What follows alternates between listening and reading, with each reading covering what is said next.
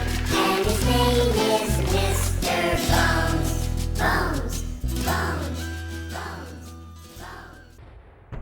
Mr. Bones is basically a minigame compilation, but a better description would be a medium game compilation, because the games are a bit more robust than those you would see on a typical compilation on the Wii or something like that. Developed by Sega themselves, the game is full of humor, with most jokes being tied to the fact that you play as a skeleton, a deceased blues guitarist in fact. Some of the games are music related, and many of the cutscenes are actually musical numbers.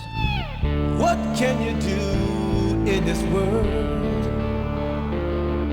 You have to play the stages in order, but once you beat a stage, you can save your progress. Today we're gonna hone in on just one stage. It's probably the hardest stage I've ever played in my life. It's called the Icy Lake. Can't even live in this world.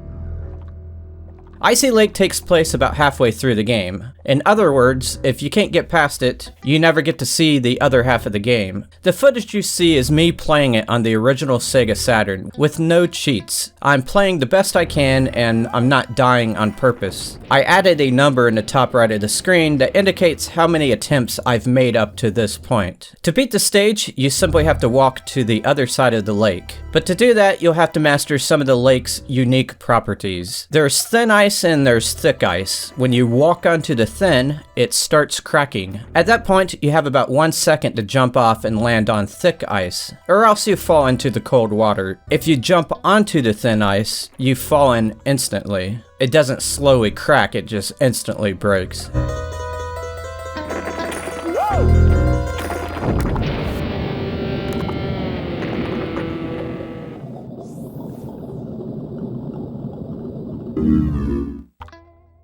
Going into the water damages your bones meter. The meter only contains enough health for you to fall in twice, though if you collect glowing blobs, it refills it slightly.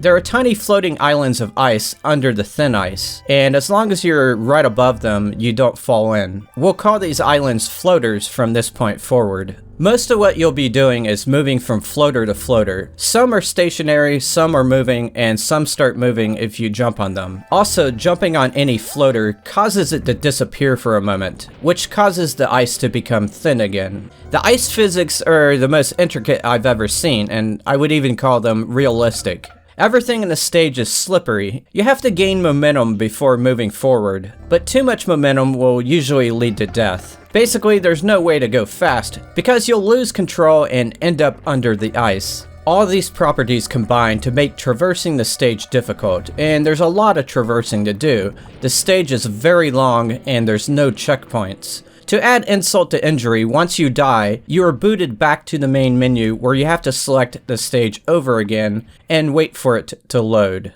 So basically, the stage takes a long time to attempt.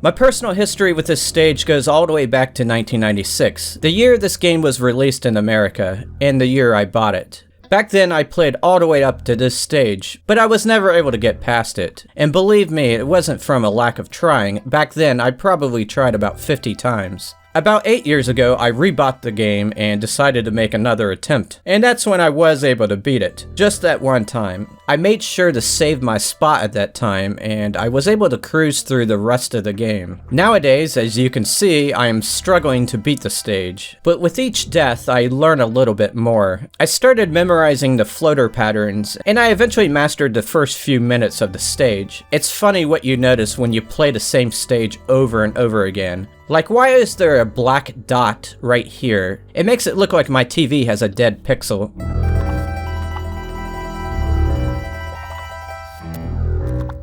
And why is there a speck over here when this floater starts moving? Also, I swear I can hear Yoda saying Luke.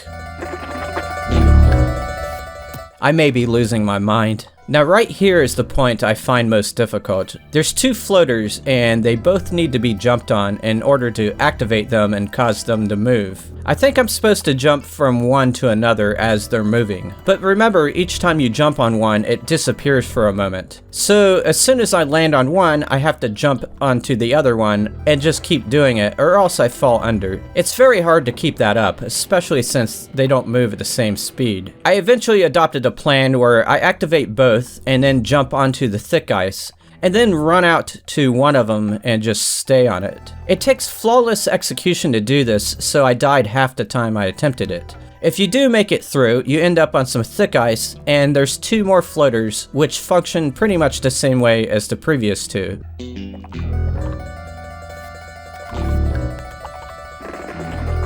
I used the same strategy, but the floaters came to a surprise stop, and it caught me off guard and I fell in.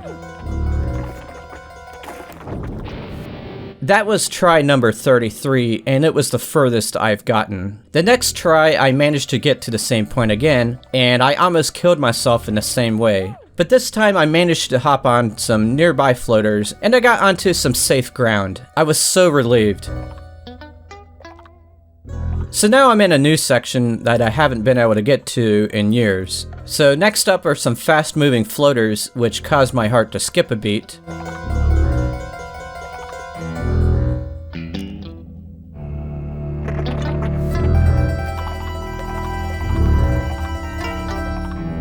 Now notice the screen isn't scrolling anymore, and that's because I've reached the end. I cherished the moment by jumping up and down and stuff. It looks like there's a cave area down here that I didn't get to see, and I was half tempted to go down there and explore it, but we all know that would have been a bad idea. So I crossed the finish line, and the ordeal was over. After 34 tries. The funny thing is, the next stage is ice related as well, and I died instantly. But I already know from before, the remaining stages are nowhere near as difficult as the Icy Lake. So my sadistic Icy Lake quest had come to an end. It's time for me to retire this game from my playlist, and I have to move on to other things. Besides, there's other challenging stages to explore for future episodes of this series. So that's all I have today. May your games make you happy and smart, and may people respect you for playing them. So long, everybody.